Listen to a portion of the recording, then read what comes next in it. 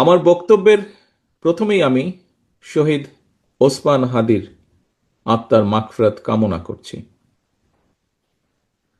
প্রিয় সহকর্মীবৃন্দ, আমাদের যে এই আজকের অনুষ্ঠানটি, এই অনুষ্ঠানটি কি আমরা নাম কি দিয়েছি? আমরা নাম দিয়েছি যে জুলাই শহীদদের স্মরণে স্থাপিত ডিজিটাল স্মৃতিস্তম্ভ। জুলাই আন্দোলনে আমরা আমাদের যে সকল ভাইদেরকে হারিয়েছি, যারা শহীদ হয়েছেন, স্বাভাবিকভাবেই তারা এই প্রজন্মের তরুণ সদস্য ছিলেন। এই প্রজন্মের বা এই যুগের অন্যতম আবিষ্কার বা অন্যতম খুব পপুলার একটি মাধ্যম হচ্ছে আইটি মাধ্যম, ইন্টারনেট যেটিকে আমরা বলি। স্বাভাবিকভাবেই এই ইন্টারনেটের সাথে আমাদের তরুণ প্রজন্ম যারা এখন, তাদের একটা খুব নিবিড় সম্পর্ক রয়েছে। কিন্তু এই ইন্টারনেটের একটি হয়তো সমস্যা রয়ে গেছে, সেটা হচ্ছে ব্যয়বহুল। সবার জন্য অনেক সময় এফোর্ড করা সম্ভব হয়ে ওঠে না। আবার একইভাবে একইভাবে এই ইন্টারনেটের মাধ্যমে আমাদের তরুণ প্রজন্মের বহু সদস্য, সারা বাংলাদেশে ছড়িয়ে ছিটে থাকা বহু সদস্য এই ইন্টারনেটের মাধ্যমে সংযুক্ত হওয়ার মাধ্যমে তারা তাদের বিভিন্ন রকম, ছোট হোক বড় হোক, যার পক্ষে যতটুকু সম্ভব, তাদের কর্মসংস্থানের ব্যবস্থাও তারা করে থাকে। বহু সদস্য তরুণ প্রজন্মের, যদিও আমি বারে বারে বলছি তরুণ প্রজন্ম শুধু না, এখানে কম বেশি সব প্রজন্মেই সদস্যরাই ইন্টারনেটের সাথে কম বেশি নারী পুরুষ সকলেই সংযুক্ত, তবে তরুণ প্রজন্মের মধ্যে এটার ব্যবহারটা বেশি। এবং তরুণ প্রজন্মের বহু সদস্য পড়ালেখার জন্য এই ইন্টারনেটকে ব্যবহার করে থাকেন।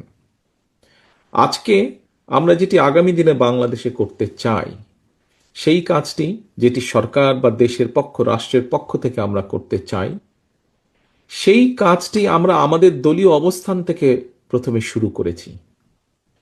দলীয় অবস্থান থেকে আমরা এই জন্য শুরু করেছি যে আমরা যেটা চাই করতে, যেটা বলি আমরা, সেটি আমরা নিজেরা প্রথমে চেষ্টা করি।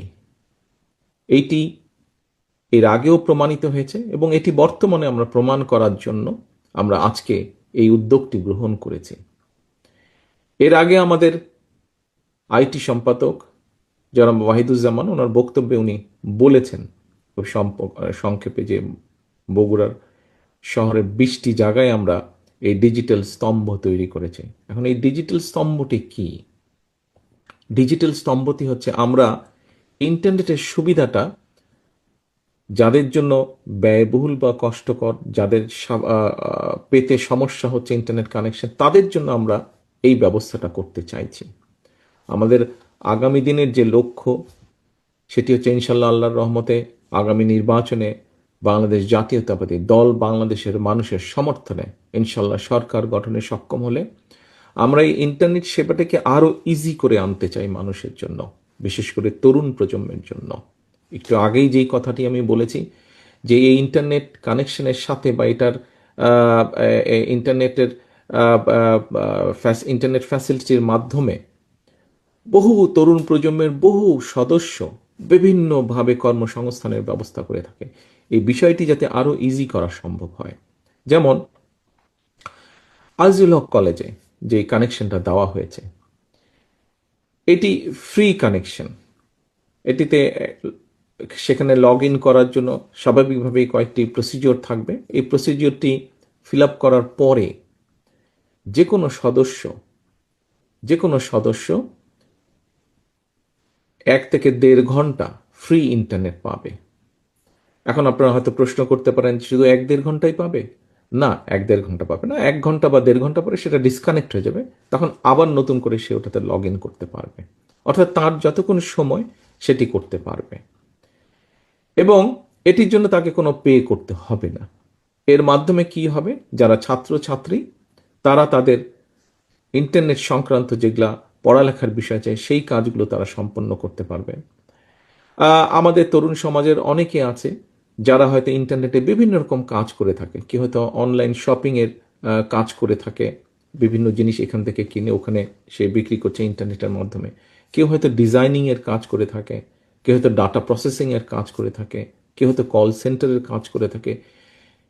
অর্থাৎ এই মানুষগুলোকে যতটুকু সম্ভব একটু হলেও সুবিধা তৈরি করে দেওয়া, যাতে তাদের কাজের জন্য কিছুটা সুবিধা হয়। এবং এটি পর্যায়ক্রমিকভাবে ইনশাল্লাহ, একটু আগেই যেটা বললাম যে আল্লাহর রহমতে আমরা সরকার গঠনে সক্ষম হলে বিএনপি এই সুবিধাটা আমরা সারা বাংলাদেশে ধীরে ধীরে আমরা ছড়িয়ে দিতে চাই, যাতে সারা বাংলাদেশের তরুণ সমাজ সহ সকল মানুষ যাদের প্রয়োজন তারা এই সুবিধাটি ব্যবহার করতে পারেন।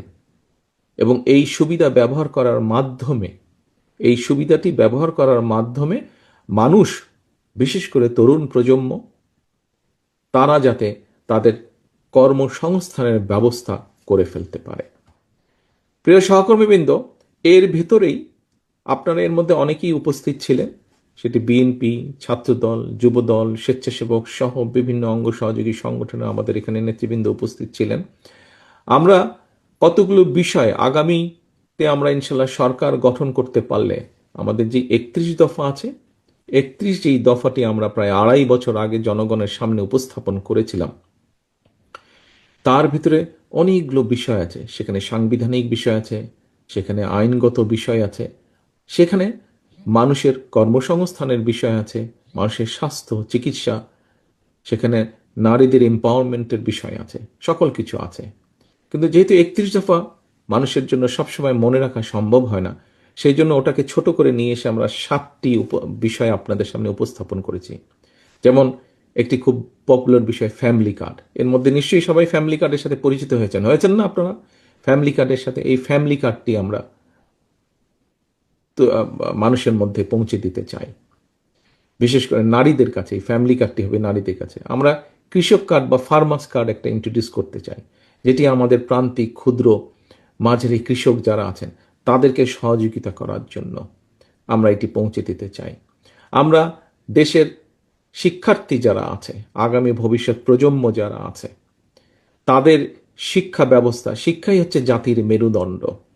আজকে যদি আমরা শিক্ষা ব্যবস্থাটাকে ধীরে ধীরে সুন্দরভাবে গড়ে তুলতে পারি, আমাদের শিক্ষার্থীদের শিক্ষার মেরুদণ্ডটা যদি আমরা মজবুত, ভিত্তিটা যদি আমরা মজবুত করে গড়ে তুলতে পারি, ইনশাল্লাহ আমরা ভবিষ্যতে, সময় লাগবে কিন্তু আমাদেরকে শুরু করতে হবে কাজ। বিগত স্বৈরাচারের সময় আমরা দেখেছি প্রত্যেকটি সেক্টরকে তারা ধ্বংস করে দিয়ে গেছে। ঠিক আছে, তারা ধ্বংস করেছে।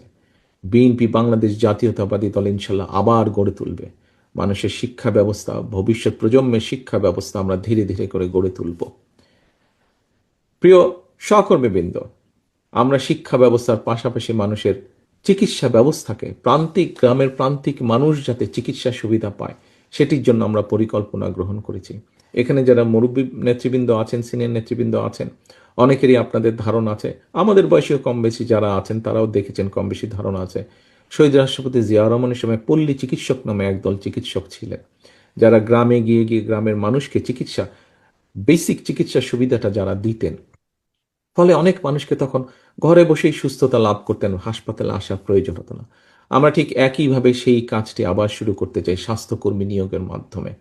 আমরা দেশে মোটামুটিভাবে পরিকল্পনা যে আমরা 1 লক্ষ স্বাস্থ্যকর্মী নিয়োগ করতে চাই।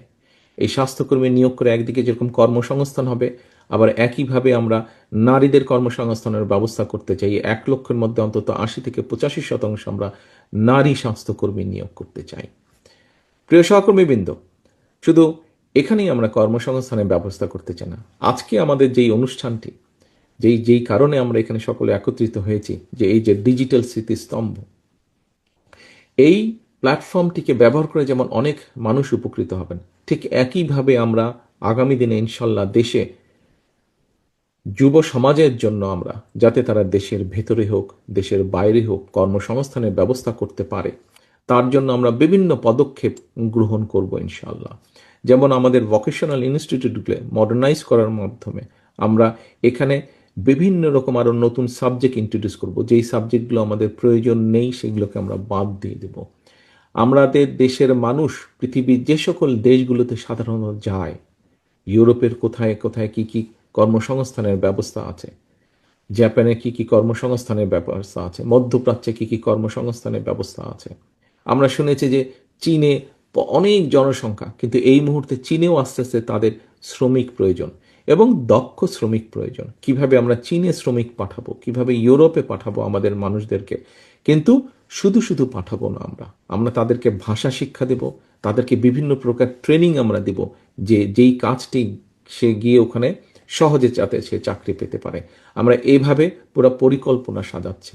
প্রিয় সহকর্মীবৃন্দ, বিশেষ করে তরুণ সমাজের যে সদস্য এখানে আপনারা যারা বসে আছেন, আজকের এই ডিজিটাল স্মৃতিস্তম্ভের সাথে আরেকটি এক্সাম্পল আমরা বলি। আপনাদের মধ্যে এখানে নিশ্চয়ই অনেকে আছেন যারা যেই কাজগুলো আমি বলেছি ডিজিটাল প্ল্যাটফর্মে যারা কাজগুলো করেন। আপনারা হয়তো এখন অনেকেরই হয়তো ঘরের কর্নারে বসে ল্যাপটপ নিয়ে বা কম্পিউটার নিয়ে কাজ করছেন। যেই কাজগুলো বলেছি, যে ডাটা প্রসেসিংয়ের কাজ হোক, ডিজাইনিংয়ের কাজ হোক, বিভিন্ন কাজ হয়তো আপনারা করেন। কিন্তু আপনাকে যদি ছোট্ট একটা জায়গার ব্যবস্থা করে দেওয়া যায়, একটা ফর্মাল জায়গার ব্যবস্থা যদি করে দেওয়া যায়, যেখানে আপনি সুন্দরভাবে একটা ছোট্ট অফিস করতে পারবেন, যেখানে আপনার ছোট্ট একটা কোম্পানি থাকবে, নিশ্চয়ই আপনার সেখানে কাজটা আরও ভালোভাবে হবে, আপনার ব্যবসাটা আরও একটু বেটার হবে।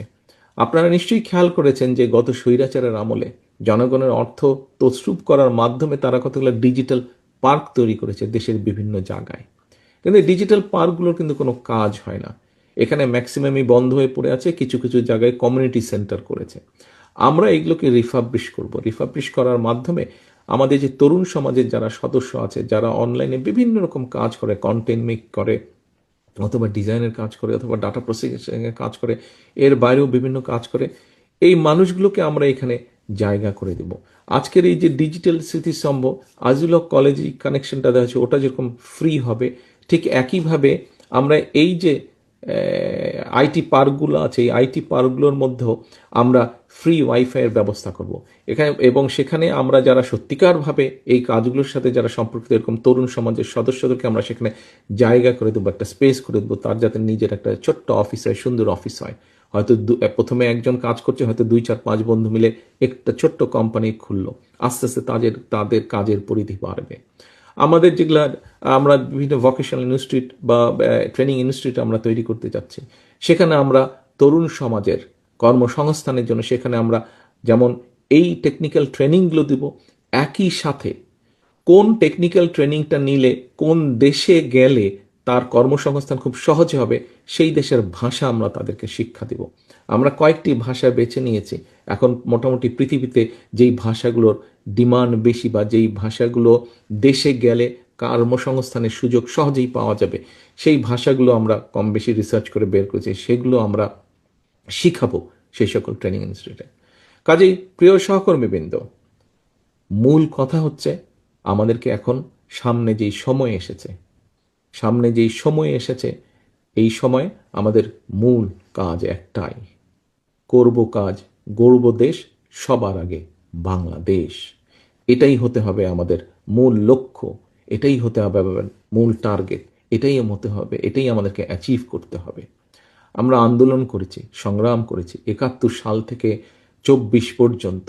আমাদের দেশের বহু মানুষ বিভিন্ন সময় শহীদ হয়েছেন, আত্মহতি দিয়েছেন, বহু মানুষ নির্যাতিত হয়েছেন, বহু মানুষ পঙ্গুত্ব বরণ করেছেন, দল মত নির্বিশেষে, শুধু রাজনৈতিক দল না, রাজনৈতিক দলের বাইরে। আজকে যাদের স্মরণে আমরা ডিজিটাল স্তম্ভ করছি, এর মধ্যে বহু শহীদ আছেন, বহু মানুষ আছেন, বহু সদস্য আছেন যারা গুরুতর অসুস্থ হয়ে এখনও ঢাকা সহ বিভিন্ন হাসপাতালে চিকিৎসাধীন আছেন। এদের মধ্যে বহু মানুষ আছেন যারা কোনো রাজনৈতিক দলের সদস্য নয়, শুধুমাত্র তারা এই দেশকে ভালোবেসেই সেদিন স্বৈরাচারের বিরুদ্ধে রাজপথে নেমে এসেছিলেন। বহু মায়েরা আছেন যারা দেশকে স্বৈরাচারের কবল থেকে মুক্ত করার জন্য সেই জুলাই আগস্ট মাসে রাজপথে নেমে এসেছিলেন। বহু রিক্সা চালক, বহু সিএনজি চালক সহ সমাজের বিভিন্ন শ্রেণী পেশার মানুষ সেদিন বেরিয়ে এসেছিলেন রাজপথে, দেশকে মুক্ত করেছিলেন স্বৈরাচারের কবল থেকে। আজ দেশ মুক্ত হয়েছে অত্যাচারের হাত থেকে, স্বৈরাচারের হাত থেকে। এখন এখন কি পরবর্তী কাজ হচ্ছে দেশকে গড়া। প্রিয় সহকর্মীবৃন্দ, আপনারা বগুড়া জেলার অধিবাসী, হিসাবে আপনাদের এই জেলার একজন সন্তান আছে। কে সে? মরহুম শহীদ রাষ্ট্রপতি জিয়াউর রহমান। উনি আপনাদের এই এলাকার সন্তান। আপনারা নিশ্চয়ই, আমরা সকলে গর্ববোধ করি যে ৭৫-এর পরে দেশ যখন ৭৫ দেশ স্বাধীনের পর থেকে যখন দেশ, সবাই আশা করেছিল দেশটি সামনে এগিয়ে যাবে, কিন্তু তার পরিবর্তে সম্পূর্ণ ভিন্ন চিত্র দেখেছে। পরবর্তীতে যখন শহীদ রাষ্ট্রপতি জিয়াউর রহমানের হাতে দেশ পরিচালনার দায়িত্ব পড়ে, এখানে বেশ কয়েকজন সিনিয়র নেতৃবৃন্দ আছেন। খুব সম্ভব আমাদের মাহবুবুর রহমান সাহেব শহীদ জিয়ার সাথে কাজ করেছেন, আমাদের মেয়র সাহেব সহ আরও কিছু আছেন। বগুড়ার বিভিন্ন জেলা উপজেলায়, বিভিন্ন উপজেলা পৌরসভায় ছড়িয়েছে এরকম অনেক নেতা আছেন আমাদের, যারা এখনো বেঁচে আছে, শহীদ জিয়ার সাথে কাজ করেছেন। সেই সময় আমরা দেখেছি কিভাবে শহীদ জিয়া ধ্বংসের কিনারায় চলে গিয়েছিল দেশ। বটমলেস বাস্কেট ছিল, সেই বটমলেস বাস্কেট থেকে শহীদ জিয়া বাংলাদেশকে একটি খাদ্য রফতানির দেশে পরিণত করেছিলেন। আমরা দেখেছি কিভাবে শহীদ জিয়া, এই যে আমরা এখন গর্ব করি গার্মেন্ট শিল্প নিয়ে, এটি শহীদ জিয়া শুরু করেছিলেন। এই যে আমরা গর্ব করি এখন আমাদের বিভিন্ন মানুষ, প্রায় ১.৫ কোটির মতন মানুষ বিদেশে কর্মসংস্থান করছে, প্রবাসীরা, তারা দেশে রেমিটেন্স পাঠাচ্ছে, সেই রেমিটেন্স দিয়ে আমরা চেষ্টা করছি দেশে মিল কারখানা গড়ে তুলতে। এই কাজটাও শুরু করেছিলেন শহীদ রাষ্ট্রপতি জিয়াউর রহমান। প্রিয় সহকর্মীবৃন্দ, বাংলাদেশে প্রায় ২০ কোটি মানুষ। এই ২০ কোটি মানুষের জন্য ধীরে ধীরে আমাদেরকে চিকিৎসা ব্যবস্থা গড়ে তুলতে হবে। এই ২০ কোটি মানুষের মধ্যে আমাদের ভবিষ্যৎ প্রজন্ম যারা আছে তাদের সুন্দর শিক্ষা ব্যবস্থা গড়ে তুলতে হবে। এই সুন্দর শিক্ষা ব্যবস্থা গড়ে তোলার জন্য যে সকল শিক্ষক আছেন তাদেরকে আমাদের প্রপার ট্রেনিংয়ের ব্যবস্থা করতে হবে। এই ২০ কোটি মানুষের মধ্যে যারা তরুণ সমাজের সদস্য, তাদের কর্মসংস্থানের ব্যবস্থা করতে হবে। এই ২০ কোটি মানুষের মধ্যে অর্ধেক হচ্ছে আমাদের নারী। তাদের পিছিয়ে থাকলে চলবে না।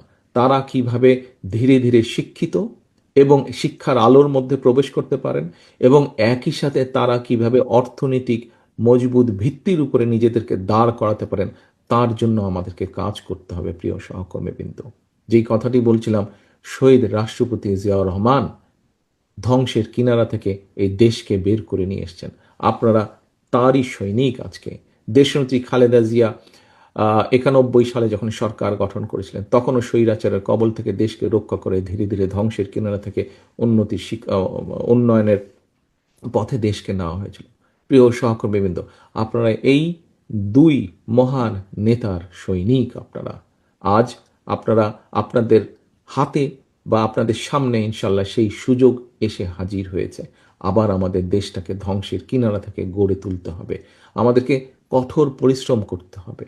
সামনের দিনগুলো আমাদের খুব ভালো দিন নয়, কিন্তু দেশের অর্থনৈতিক অবস্থা ভেঙে পড়েছে। দেশের বিভিন্ন জায়গায় বিভিন্ন রকম অরাজকতা শুরু হয়েছে, বা কেউ কেউ করার চেষ্টা করছে। কাজেই এইগুলো সম্পর্কে আমাদেরকে সজাগ থাকতে হবে। দেশের কর্মসংস্থান, দেশের লক্ষ লক্ষ মানুষ বেকার হয়ে যাচ্ছে। এই বেকারদের কর্মসংস্থানের উপায় আমাদেরকে বের করতে হবে। দেশের কৃষকরা একটা নাজেহাল অবস্থার মধ্যে আছেন। অনেক সময় তারা তাদের উৎপাদিত ফসলের ন্যায্য মূল্য পাচ্ছে না। বাজারে ব্যবস্থার মধ্যে যেভাবে ভেঙে পড়েছে, যেভাবে বিভিন্ন দুষ্ট চক্র ঢুকেছে, তার থেকে এটাকে বের করে নিয়ে আসতে হবে, যাতে মানুষ সহজে ন্যায্য মূল্যে তাদের নিত্য প্রয়োজনীয় দ্রব্যগুলো তাদের হাতের নাগালের মধ্যে পায়। কাজেই আমরা যদি সকল কিছু বিবেচনা করি, আমাদের সামনে অনেক অনেক অনেক কাজ, প্রিয় সহকর্মীবৃন্দ, আমাদের সকলকে এখন ঐক্যবদ্ধ থাকতে হবে। সেটি আমরা বিএনপির নেতাকর্মীরাই হই, সেটি অন্য দলের নেতাকর্মী যারা গণতন্ত্রে বিশ্বাস করে। আজকে এই যে শহীদ ওসমান হাদি যে শহীদ হয়েছেন, যে মানুষটি শহীদ হয়েছেন, এই মানুষটিও কিন্তু গণতন্ত্রের পথেই ছিলেন। এই মানুষটিও কিন্তু আগামী নির্বাচনের একজন প্রার্থী ছিলেন, অর্থাৎ উনি একজন প্রার্থী ছিলেন। ঢাকা ৮ আসনের উনি প্রার্থী ছিলেন, এবং এটির মাধ্যমে প্রমাণিত হয় যে শহীদ ওসমান হাদি নিজেও গণতন্ত্রে বা ভোটের রাজনীতিতে বিশ্বাস করতেন উনি, এবং সেই জন্যই উনি নিজেও প্রার্থী ছিলেন। কাজেই আজকে শহীদ ওসমান হাদির প্রতি যদি সম্মান রাখতে হয় আমাদেরকে, আজকে আমাদের জুলাই শহীদদের প্রতি যদি সম্মান রাখতে হয়, জুলাই যোদ্ধাদের প্রতি যদি সম্মান রাখতে হয়, আজকে আমাদের ৭১-এর শহীদদের প্রতি যদি সম্মান রাখতে হয়, ৭১-এর মুক্তিযোদ্ধাদের প্রতি যদি সম্মান রাখতে হয়, তাহলে আমাদের একটাই লক্ষ্য হতে হবে এখন, দেশের দেশের মানুষের জন্য যেভাবে হোক শান্তি প্রতিষ্ঠা করা এবং দেশের জন্য কাজ করা, দেশকে সামনে নিয়ে যাওয়া। প্রিয় সহকর্মীবৃন্দ, আসেন, লক্ষ্য উদ্দেশ্য সামনের দিনে একটাই, করব কাজ, গড়ব দেশ, সবার আগে বাংলাদেশ। আল্লাহ হাফেজ। বাংলাদেশ জিন্দাবাদ। বাংলাদেশ জাতীয়তাবাদী দল জিন্দাবাদ।